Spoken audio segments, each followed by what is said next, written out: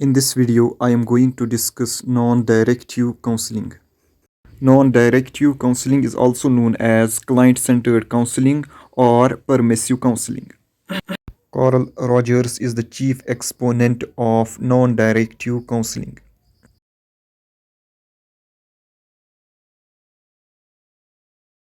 The main characteristics of non-directive counseling are summarized as below. Number first, the client is the epicenter of this type of counseling. Number second, the conversation is led by the client himself or herself. Number third, the role of the counselor is very passive. Number four, open-ended questions are asked. Number five, no use of diagnostic instruments. Number six, client can act with his intellect. Number seven, the entire responsibility is of the client. Procedure or steps involved in non-directive counseling. Number first, defining the problematic situation.